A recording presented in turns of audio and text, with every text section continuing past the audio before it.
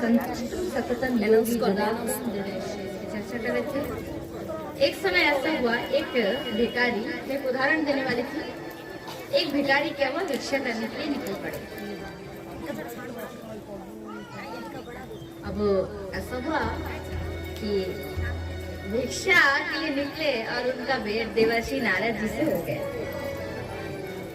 तो नारद मुनि के सामने जाकर रो पड़े, बोले मुनि,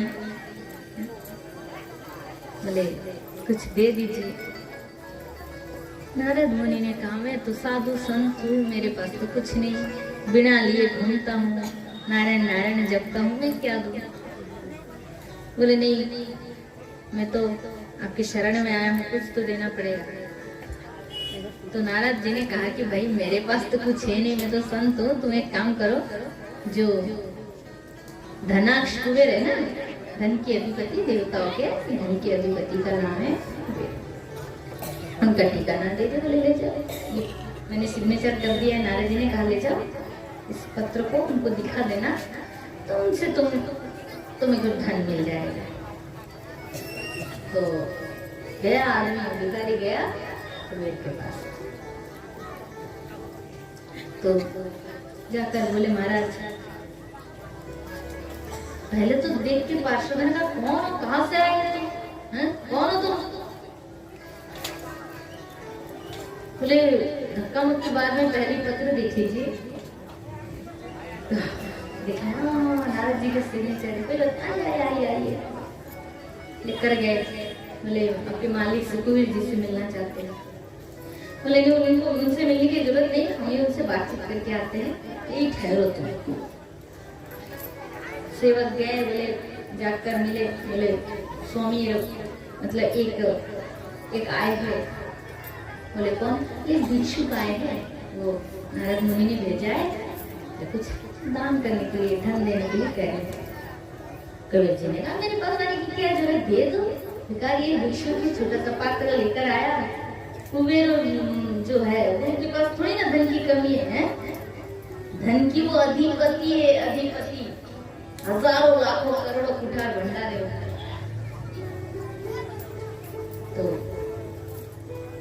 ठीक है, फिर कुबेर जी से आदेश लेकर पार्षद गए, का गेट खोलकर थोड़ा सा धन लिए, हीरे मोती माणिक सब धन है, बड़े बड़े मूल्यवान वस्तु है, लिए उसके पात्र में दिए। तो उसने कहा कि छोटा पात्र है हमारा, आए है जब तक भर के देना, छोटा पात्र है जब तक आए हैं भर के देना। तो दिए है तो भरा नहीं, फिर और थोड़ा सा लाए, दिए फिर भरा नहीं, देते गए, फिर भरता नहीं। इतना छोटा सा पात्र है, पूरा कुठार खत्म हो गया। आश्चर्य में पड़ गए, ये क्या इतना छोटा पात्र, भरता ही नहीं है। गए सारे सेवक कुंवर के पास, बोले स्वामी ये क्या हुआ? बोले महाराज, देते देते हम थक गए। तो भिखारी को जादू है या कुछ, मतलब क्या है वो? बोले क्यों? बोले महाराज, छोटा सा पात्र है, ये दिए प्रथम बार, उसने कहा भर के देना, देते गए, भरता ही नहीं, देते गए, एक नहीं, दो नहीं, 10 नहीं, 20 नहीं, 50 नहीं, 100 सेवक मिलकर दे रहे हैं, भरता ही नहीं है महाराज इसका पात्र। कुबेर जी क्या कहे, ऐसा भी नहीं कह सकते कि मत दो, क्योंकि अपनी मान सम्मान की बात है कि कुबेर धन के अधिपति एक भिखारी के जो याचना को पूर्ण नहीं कर पाए, निर्लज्जा की बात होगी। कोई बात नहीं, जाओ दूसरा कुठार खोलो, देखो देते देते हो जाएगा, 50, 100, 1000 का कुठार भी खाली हो जाए तो भी कोई बात नहीं। और जैसे उसकी भंडार उसके पात्र को भर दो। भरते महाराज, देते 10, 20, 50, 100, 1000 कुठार खाली हो गया। धन का जो कुठार है ना, ये हमारे तरफ छोटा नहीं, देवताओं का कुठार है, विशाल बड़ा है, जो हमारी बुद्धि से, कल्पना से परे है। बस इतना समझ लीजिए। तो जैसे 100 कुठार खाली हो गए, कुबेर जी ने कहा, कुछ तो बात है आश्चर्य, ये तो 1000 कुठार भी खाली हो जाएंगे। तो इसको पात्र भरता नहीं है। सीधा कुंवर जी ने नारद जी से कांटेक्ट किया। नारद मुनि को बुलाए, महाराज ये क्या आपने कैसे याचक को, कैसे भिक्षुक को आपने भेजा? हाथ में पात्र है, भरने के लिए कहा, देती गई, भरता नहीं, ये क्या है? ये तो हमारे नाक कटवाएंगे पूरा देवलोक में। नारद मुनि ने कहा, ये क्या, ये तो बहुत मुश्किल है, मैं भेजा आप देखो, अब सब क्या कहेंगे? नारद जी ने भेजा, मेरा क्या नाम रहेगा? तो भिखारी को बुलाया, बोले इधर आ। पूरा पास आए भिखारी, नारद मुनि ने बुलाया तो पास आकर इधर आ, और करीब आए, देख तो पात्र को देखता हूँ कि इस पात्र में है क्या है? भरता ही नहीं। 100 कुठार का हीरे मोती माणिक जवाहरात सब देती गई, भरता नहीं। 100 कुठार दे हो गया, देने की बात में देता जाएगा, फिर भी नहीं भरेगा तो देवताओं के सामने तो कुंवर जी की नाक ही कट जाएंगे। तो नारद जी ने बोला, इधर आ, दिखा पात्र को, दिखा क्या है इसमें? उस पात्र को देखा, जैसे उल्टा किया, देखा तो मनुष्य की खोपड़ी है, जबकि अनंत ब्रह्मांड की संपत्ति भी दे दी, फिर भी वो कभी भरता नहीं है। एक बार बोलो राधे, जोर से हो जाए। इसलिए संतुष्ट सुख संयोगी जदात्मंद निश्चय। नारद जी ने उस पात्र को तोड़ दिया, जब भाग घर चल जा, तेरा कभी भरेगा नहीं। इसलिए संतुष्टम स्वस्वरूप में स्थित होकर, संतुष्ट होकर अनंत आनंद, अनंत शांति के अनुभव कीजिए, क्योंकि जीवन 2 दिन का है, जीवन 2 दिन का है। अब खाली परिश्रम करते जाओगे, जुगाड़ करते जाओगे, भोग आप कुछ नहीं कर पाएंगे, और जब आपको कुछ लगते नहीं, वो सारे भोग करते जाएंगे। इसलिए हमारे एक संत ने, एक संत ने कहा, देखो जो धनी होता है वो धनी होते हैं। भागवत में एक चैप्टर है, इसमें अब लास्ट में पढ़ना, 2य स्कंध में एक वृद्ध ब्राह्मण की उदाहरण है। वो इतना कंजूस व्यक्ति था, इतना कंजूस, किसी माने धार्मिक कार्य जो होता है ना, सत्संग आदि, उसमें तो भूल में भी कभी दान नहीं देंगे, कंजूस व्यक्ति। अपितु परिवार जो थे उनका भी पोषण ठीक से नहीं करते थे, ना बच्चे ना पत्नी, कोई परिवार वालों भी उनसे दुखी थे।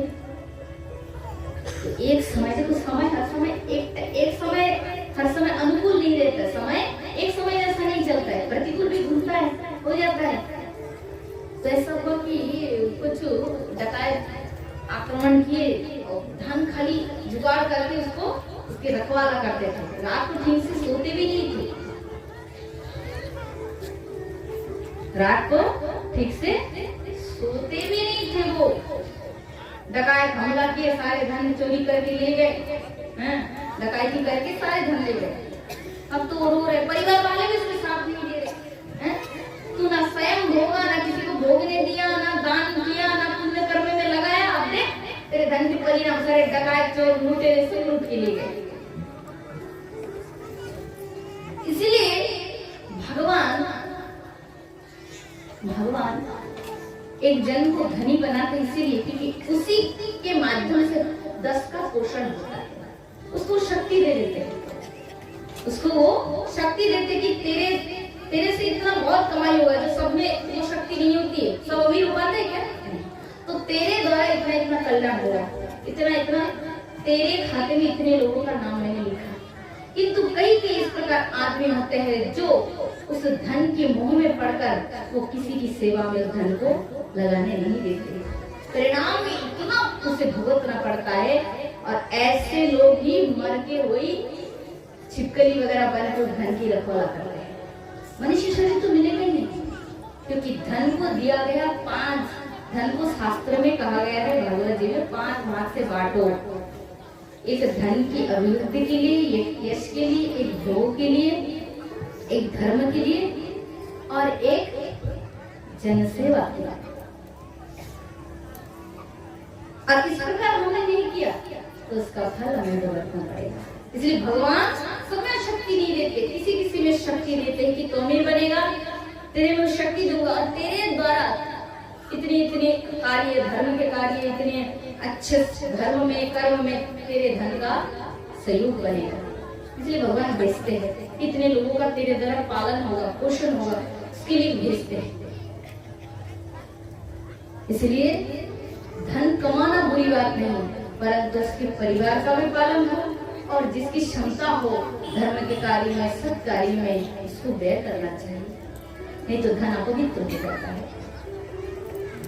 मैं आज तक ये जो चर्चा है हमारे ब्रज के बहुत बड़े बड़े संत लोग करते हैं, मैंने बहुत सुनी, मैंने ऐसा टाइम ही नहीं मिला कि मैं कभी चर्चा करूं, फिर भी फर्स्ट टाइम कर रही हूँ कि आप भी सुने और जान रखे कि जैसे उदाहरण देते कुआं में पानी भरा है और वो डेली यदि पानी को आप बाल्टी से यदि नहीं उठाओगे, पानी को डेली नहीं उठाओगे, नहीं निकालोगे तो क्या होगा? सालों साल पानी कुआं में पड़ा रहेगा तो क्या होगा? दुर्गंध नहीं होगा, वो जल नष्ट हो जाएगा, उससे बीमारी फैलेगा। इसलिए कुआं में तो जल बढ़ेगा, जितने उससे निकालो वो बढ़ता जाएगा, परंतु निकलना है तभी वो जल शुद्ध रहेगा। इसलिए धन को खाली जमा मत करो, उसे सत्कर्म में, पुण्य में खर्च करो। यदि नहीं करोगे तो वही धन धीरे धीरे तुम्हारी पीढ़ियों को बर्बाद कर देगा, नष्ट कर देगा। लोग तो जानते नहीं, केवल धन की रखवाला करते हैं और बेचारा रखवाला करते करते मर ही जाते हैं और उसी धन को पीढ़ी पीढ़ी असत कार्य में, पाप में, अधर्म में लगाकर 2 दिनों में नष्ट कर देता है। 2 दिन की जिंदगी में तुम जितना अच्छा कर्म करोगे, जितना सदुपयोग करोगे सब वस्तु का, उतना ही तुम्हारा पुण्य जमा होगा, तुम्हें जीवन में शांति मिलेगी, अनंत सुख मिलेगा। तुम यहाँ सदा के लिए रहने आए हो, हैं? हम लोग ऐसे सोचते हैं कि हम यहाँ हमारे इतने मतलब हमारा विषय के प्रति इतना पैसेंस है, धैर्य है, इतना करना है, ये करना है, वो करना है, नाती पोती, उसकी पोती, उसकी पोती, यहाँ तक सोच रखते हैं।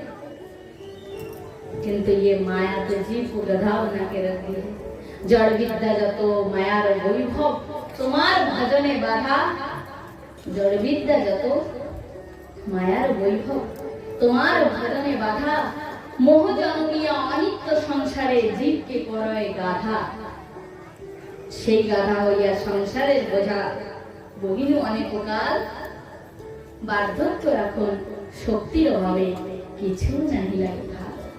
तो ये जुगाड़ करना, ये रस हम लोग जो कर रहे हैं, मालिक बन रही है, तो जब बुढ़ापा आएगा, शरीर कमजोर हो जाएंगे, इंद्रिय शिथिल पड़ जाएंगे, जठर अग्नि ठंडा पड़ जाएगा, तुम्हारे करोड़ों धन रहेंगे, फिर भी तुम्हें सुख नहीं मिलेगा। क्योंकि जिस शरीर से तुम भोग करोगे वो शरीर ही कमजोर पड़ जाता है, वही रोगग्रस्त हो जाते हैं। इसलिए समझ से काम, उम्र रहते सब कुछ, उम्र रहते सब कुछ। कहते ना चिड़िया फसल खा जाए फिर पछताने से क्या मतलब? समय से कुछ नहीं करोगे, अच्छे कर्म नहीं करोगे, सत्कर्म नहीं करोगे, दान धर्म पुण्य आयोजन सत्संग भागवत ये सब महान जितने कार्य, जिसकी मैं ये नहीं कह रही कि आप इतना करो, आपके पास अगर 10 है तो 2 का उपयोग करें, 8 अपने लिए रखे, करते जाओ जितना जिससे समर्थ हो, जिससे जितने से करते जाओ।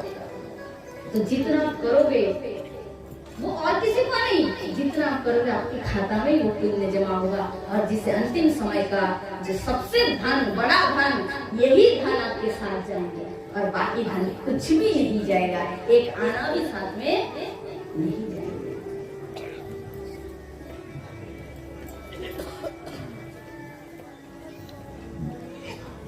तो मनुष्य जीवन है, किसी लिए पता है? देखो 2 प्रकार की वृत्ति, कितने प्रकार? 2। क्या क्या? देव प्रवृत्ति और दाना प्रवृत्ति।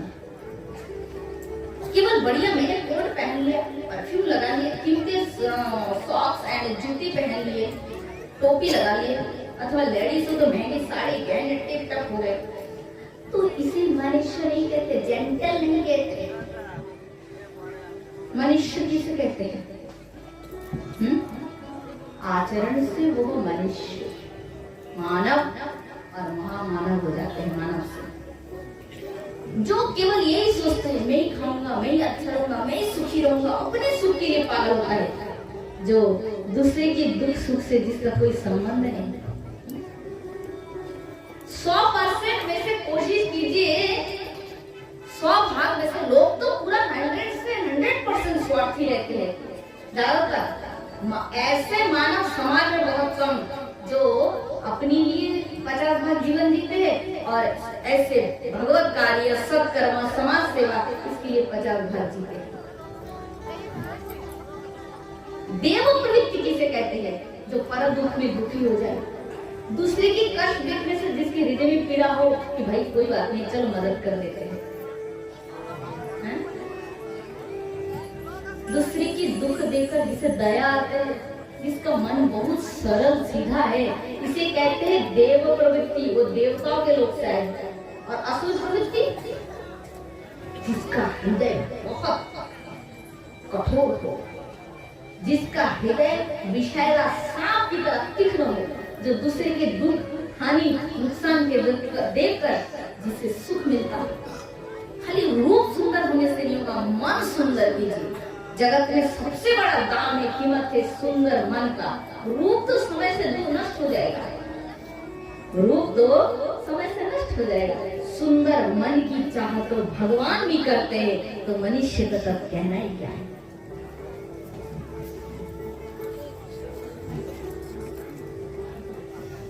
इसलिए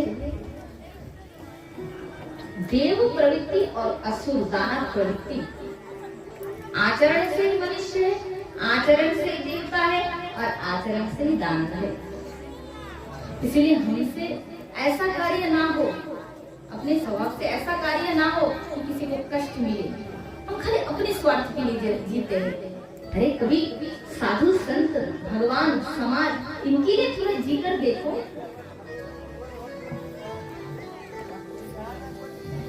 पेट भर के खुदा लग गया, पेट भर के खाने में सुख है, ठीक है। कभी कभी देखना, खुद ना खा के 10 को खिलाने में उससे डबल सुख है। बोलो राधे। इसलिए क्योंकि ब्रह्म सब में व्याप्त है। ब्रह्म तुम जो हो वही सब में व्याप्त है। इसलिए स्व माने निज स्वार्थ छोड़कर निस्वार्थ भाव से जगत की सेवा करना सीखे। परहित लागी सो ही सो पीड़ा। रामायण की बात, रामायण में तुलसीदास जी कहते हैं वो महामानव से भी महाश्रेष्ठ महामानव होते हैं जो समाज के लिए, दूसरे के लिए स्वयं पीड़ा सहन करते हैं। ऐसे महामानव के लिए तो भगवान स्वयं आते हैं और उसके लिए हजार हजार लोग भी इस संसार के मायामय चक्र से मुक्त हो जाते हैं, तर जाते हैं। इसलिए हमारे इतिहास में, हमारे ग्रंथ में, किताबों में ऐसे मनुष्य का नाम लिखा है जिन्होंने पूरा जीवन ही दूसरे परोपकार में, पर सेवा में लगा दिया। अब स्वार्थीवादी है, खुद के सुख में सुखी, अपनी दुनिया से मतलब आपका नाम खाते में आएगा, इतिहास में आएगा, ग्रंथ में आएगा? नहीं आएगा। और इसे ही महामानव कहते हैं जो दूसरे की सेवा में, पर सेवा में अपने जीवन लगा देते हैं। पूरा जीवन ना से कुछ कुछ करना, अभी से आदत करें तो जीवन धन्य होगा, परम शांति प्राप्त करेंगे।